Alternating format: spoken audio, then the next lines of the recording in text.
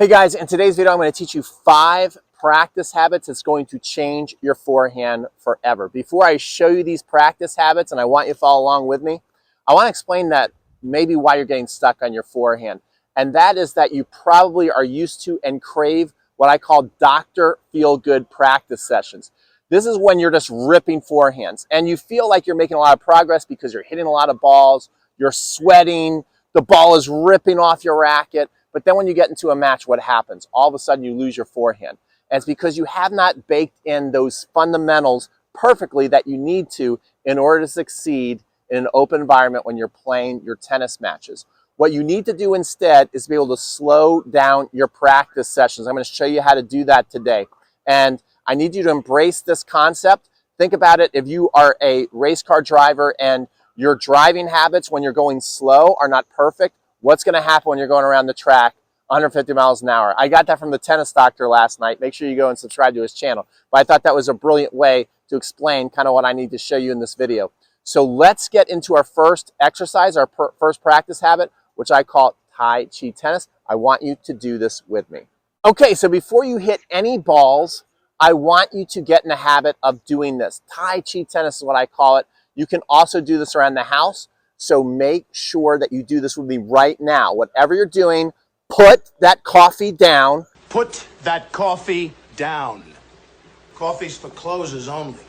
And I want you to do this with me. So the first thing I want you to do is this basically, I'm a lefty. So my dominant hand right here, I'm going to put on top and make a sandwich, okay? So we're making a sandwich right there, and then we're gonna flip our wrist up. See how simple that is? You're gonna find that having perfect technique just comes down to training. Anybody can do it. It doesn't come down to talent. So I think anybody right now is with me. We are here.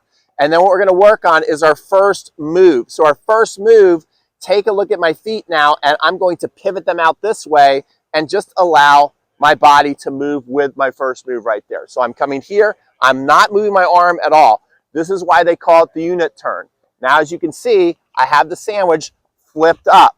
I'm going to call this move number 1. So if you're doing this with me, we're going to go 1. And this is practice that. 1, right there. Notice how we're just pivoting our feet, getting to step 1. Okay, now once you get good at this, and do like 10 of those, right? Again, doing it slowly, building in that muscle memory, okay?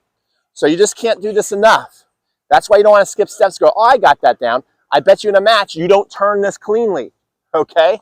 So right here, and then step 2 is we're going to put this hand to the outside right there, okay? So now we're going to be right here. 1, 2. See that? We're flipped up. 1, 2. Notice how this wrist is still flexed up too. See that? It's like we're going to go down a slope and fly off. We want to be in that position. So make sure you get this right, because we want to stay in the push-up position throughout the entire stroke. So now we're right there. Now we're almost done, guys. We're almost locked in. The next thing that you want to do is the hip is going to create the whip.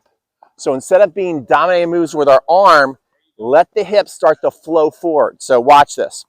So Tai Chi tennis right here. 1, 2, and now the hip is going to start to initiate forward, and the hand is going to be down here lagging behind. So see that? And the hip kind of made that happen. Then the next thing we're going to do is we're going to come up to the contact point. This is going to start to tuck in up here. And we hit, and we come through, and I like to catch together. So those are all the moves. Now what we're going to do is once we get those steps down kind of robotically, then we're going to turn into a smooth Tai Chi flow. So here we go. Let's do this together. Ready? I want you doing this with me. Just don't watch. I've done this thousands and thousands of times. Right here,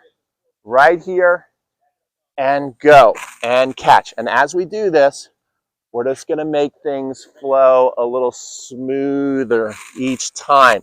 So we go into a nice, rhythmic moving. Pretend you're out in the park and you're just making these moves and you're playing Tai Chi tennis. We're going to do one more, but really, the best thing you can do is like turn on a timer for 2 minutes and do that continuously once you get the first 2 moves down.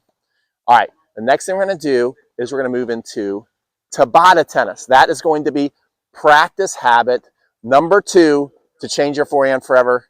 Let me show you how we do it, and we're going to do it together as well. So for our next exercise, what I want you to do is I want you to get out your phone and I want you to download a Tabata timer, and you want to set it to 20 seconds on, 10 seconds off, and all you need to do is 10 cycles of this, okay? Again, 20 seconds on, 10 seconds off, 10 cycles. If you do this, again, as a habit, that's why we're calling this video habits, you do this over and over again, 3 to 5 times a week, your forehand will be amazing. I also am going to use a brush. So rather than a tennis racket, because I figure a lot of you are at home, I'm not going to use a tennis racket. You can use it with a tennis racket as well, but I'm going to use the brush.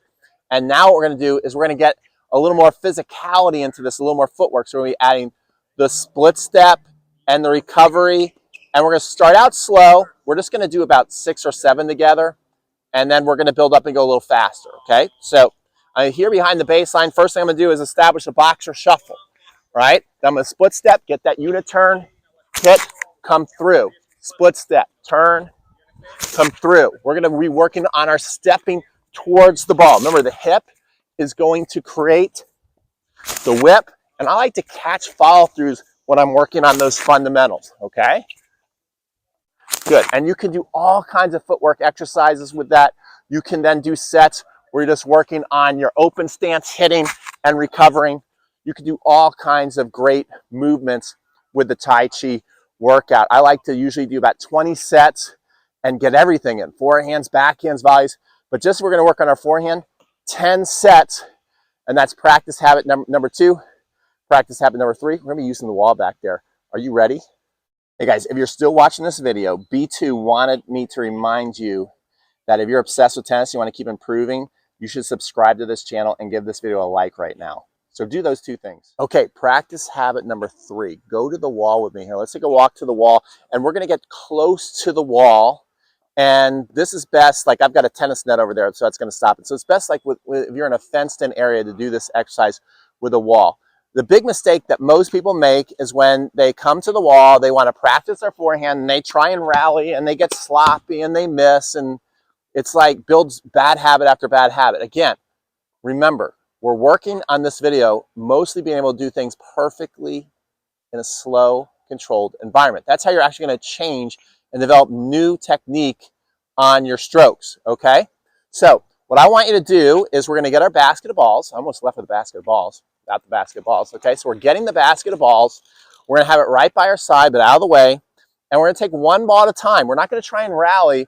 And what we're going to do is we're going to throw the ball underhand very slowly against the wall, okay? If you have a ball machine and you don't have a wall, have the ball machine feed you very slowly. But this is kind of like my pitch. This is kind of my coach pitching me balls. And you'll even see the pros working on this, okay? Where their coach feeds them ball underhand.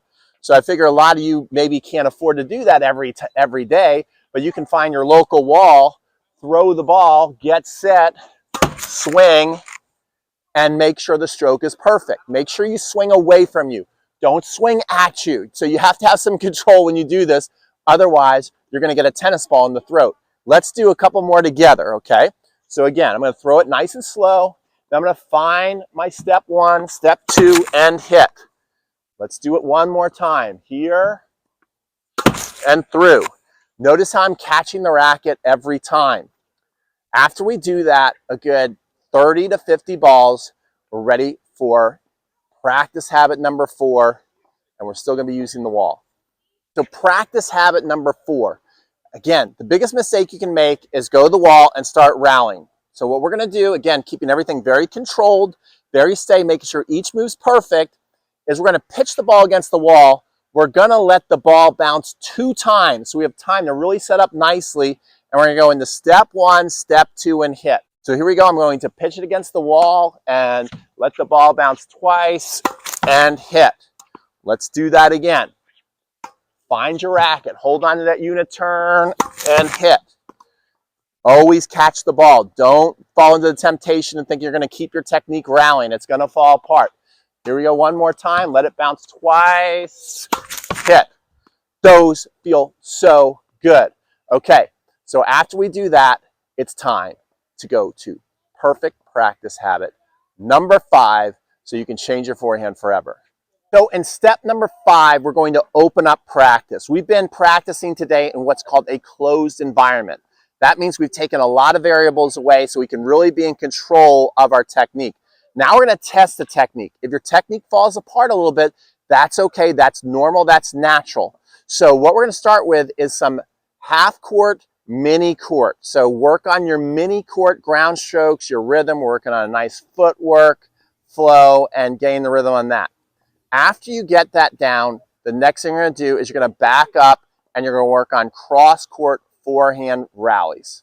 Okay, so that is your 5 steps. You rinse and repeat. After you do that, feel free to open it up freely, play with your friends, play singles, play doubles, but always come back to the closed environment. And here's what I want you to do.